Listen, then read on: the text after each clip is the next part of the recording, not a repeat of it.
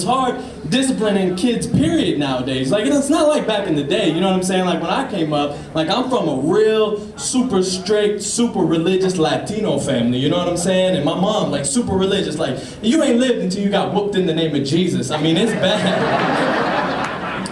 My mom was famous for, like, those handy whoopings. Y'all know what a handy whooping is? Where you get whooped with whatever's handy, you know what I'm saying? Like a belt, a shoe, the Buick.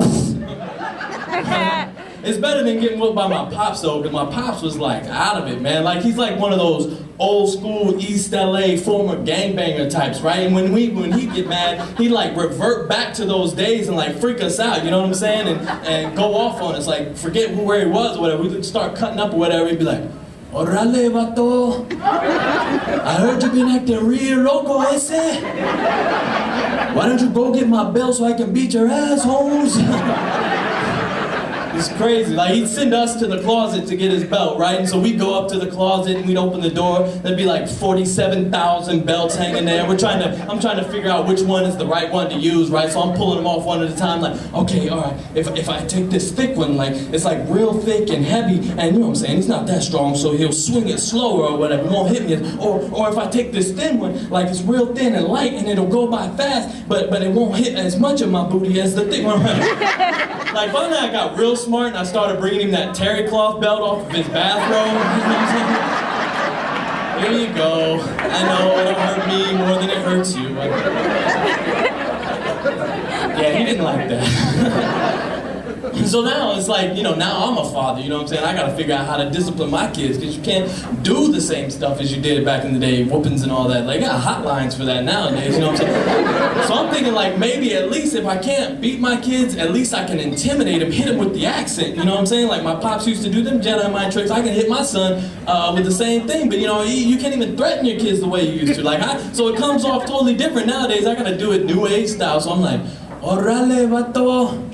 I heard you've been acting real loco, ese. Why don't you go sit in time out?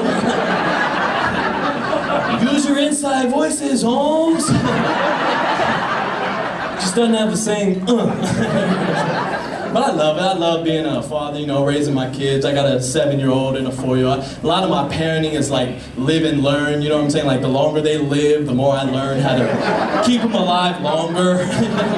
Like my son, I remember this one time, he was like 3 or 4 years old. I was watching TV and I was eating those Warhead candies, you know, like those real sour candies, like, which have like a warning label on or whatever. I'm eating these candies, right? You know, he comes over, he wants to eat whatever I'm eating, drink whatever I'm drinking. So he pulls on my shirt and I'm open, I'm like, okay, let's see where this goes, right? And so I like take the candy out, and he's got his mouth on, I set it in his mouth, right? And I'm watching him because I want to see how he reacts, you know, because it takes like 5 seconds or so for it to dissolve in that sour punch to hit you, right? And I'm watching him to see what happens, right? And when it hit him, it was like he turned into the Exorcist baby or something, right? I'm sitting there, he's like,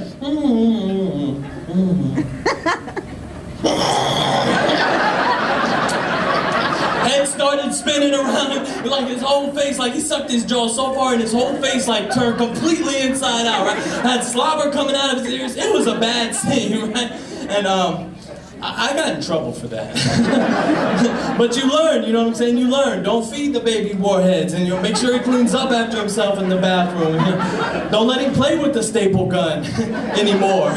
You figure this stuff out, right? And my daughter, you know, I feel like I'm supposed to be teaching them, but I'm learning so much from my kids. You know, I'm learning about like unconditional love and like patience and respect and, you know, how stank foul a baby's breath can smell in the morning, right? Like, I knew we had bad breath in the morning. I didn't know babies could have bad breath. My daughter taught me that when she was like an infant, man. I went and got her out of her crib one morning and I'm like doing this thing where you like hold them up and you're like, oh, woozy, woozy, woo, whatever. And it was like she had been holding her breath the entire night and was waiting to unleash it on her first victim, right? I'm doing this like, oh, bougie, bougie, boo. She's like,